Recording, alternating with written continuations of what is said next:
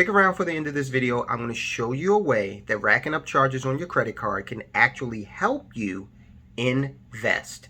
Okay, so before we get to that point though, today we're going to talk about credit cards versus debit cards and which one you should be using for that day-to-day activity. Okay, now before we get there, anytime I mention credit cards, I want to emphasize that if you're the person that is still susceptible to impulse purchases, if you do not quite grasp the very real fact that credit is not free money, then you do not want to mess around with a credit card.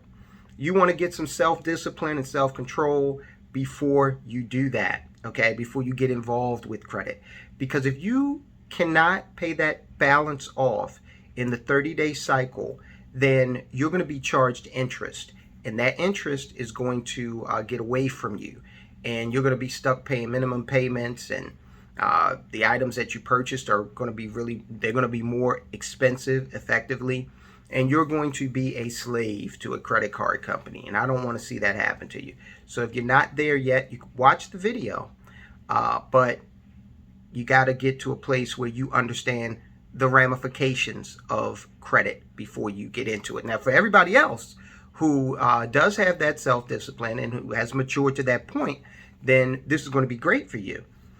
And look, to those people who haven't gotten it straight yet, I was once like you. In fact, I'm going to link to a video at the end of this video that you can watch. It tells a very funny story about how I messed up when I got my first credit card. Okay, I clowned myself big time with my first credit card. So here we go. What should you be using on a daily basis to do your, daily business when you go out there? Should you use a credit card or should you use a debit card? Now, let's talk about the features inherent in both. The debit card is, of course, linked directly to your bank account. And as such, when money is charged on that debit card, it comes right out of your bank account. There is no intermediary between you and between the point of purchase rather and your bank account. So there is a concern that from a security standpoint, if that card falls into the wrong hands, if you lose it, let's say a waiter, okay, a nefarious waiter. I haven't encountered any of those, but I'm sure there's one out there at somebody's restaurant. A nefarious waiter takes your card because you're paying your check, and he copies that card, okay, between the time he takes it and comes back and gives it to you at the table, and starts to use that number to purchase things. Now you've got to go, once you see that money missing, you've got to go to your bank and try to get that money back. Now, all the while, you may be facing overdraft fees. They may have overdrafted your account. Now you're responsible for those overdraft fees in the short term at least. And usually, proving that you did not rack up these charges on that debit card is not going to be an instantaneous process. This can take weeks. And there have been cases where the banks have not believed that these people did not rack up those charges. The debit card holder has not been able to effectively prove their case, and they have been stuck with that charge, okay, and any overdraft fees associated with it. So for that reason, I think you should consider using a credit card on a daily basis instead of a debit card. Now, another thing about the debit card, this is a way that you can kind of limit your risk with the card. A lot of people have their savings accounts or other accounts connected to their debit card. Now, if you've got somebody that's extremely savvy and understands how to get your PIN information, it is a possibility that if that card is linked to other accounts, they could go in and damage your deposits and your holdings in that bank, or steal that money beyond just the one account, okay, if it is linked to a savings or other checking accounts. So for that reason, even though I don't use my debit card at retail points of sale very often at all, I don't think I've done it at all in the last 6 months. But even though that's the case, I still make it such that the one savings account that I have it disconnected from my card. You cannot access that savings account via my debit card. Okay. And I know I've talked to you a lot about savings accounts, how to structure the opportunity account, and we'll get into that in more depth in another video. So for those reasons, I think that if you're operating with a debit card, you should kind of look at it the same way you look at cash in a lot of ways. You know, if you lose cash, that's it. I went to Ocean City, the shore of Maryland, years ago, and I was all set to have a great time down there.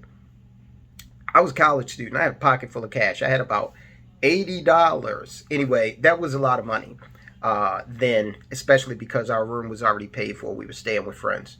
And man, I'm in the pool. I am chillaxing like you wouldn't believe.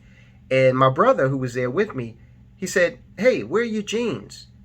And it dawned on me, I left them in the bathroom. I got out of the pool soaking wet, didn't even dry off, ran right into the bathroom. The jeans were there, money was gone.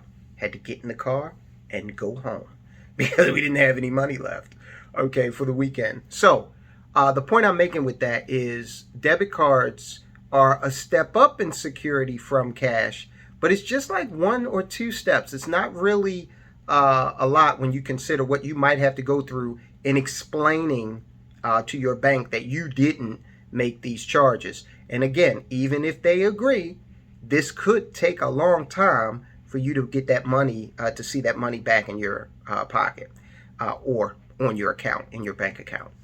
So with the debit card, that, you know, even though they are trying to make some more fraud protections available in debit cards, the thing with the thing with a bank is the banks have an intermediary. The bank is an intermediary between you and what you are ultimately going to be charged. So even if you have your credit card set up to pay monthly automatically, which I do not recommend actually, the credit card company is going to be a lot more aggressive in fighting for you when it comes to charges that you did not rack up or purchases you made and did not get products, for example. So that can happen too. Credit cards are going to go to bat for you a lot more, and it usually will work out something like this. You tell the credit card company that you know, your card was lost or stolen, or you purchased something and didn't get the merchandise, and they're going to immediately put that off into a separate little issue. It will not impact your credit rating. It will not impact your balance or your available credit.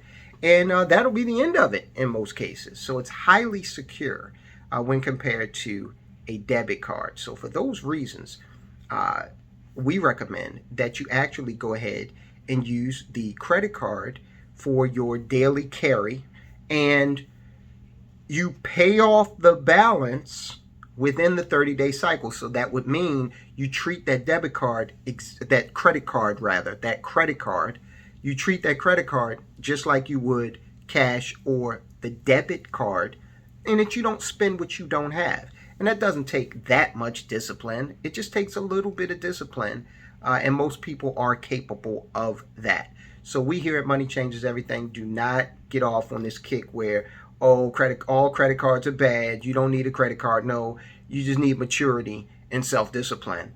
And millions of people effectively handle credit in this country each and every single day. So at the beginning, I told you that I was going to give you a couple of things here at the end. So we're going to show you that story that happened to me with regard to the screw up that I made that taught me a lot about credit. And you'll see that here. The other thing is, I told you that we were going to talk briefly about how spending money on your credit card can actually help you invest. So one of the credit cards that I have is with Fidelity. You might know who Fidelity is. They are the big brokerage. They do a lot of retirement savings plans and that sort of thing. Anyway, they have a credit card that allows you to rack up points that you can turn into money in your brokerage account, so that you can actually, when you're racking up the points, those points will be converted into money that you can actually go out there and invest. So if you want to participate in something like that, get with Fidelity, or maybe one of the other brokerage companies offers something like that. One of the big banks offers something like that. Do your research, but that is something that you can do. And no, we're not affiliated with Fidelity. We don't make any money from them. If you know them and you got an in and you think that they might want to sponsor us, hey, hook us up, okay? But in the meantime, we appreciate your support. I will talk to you soon.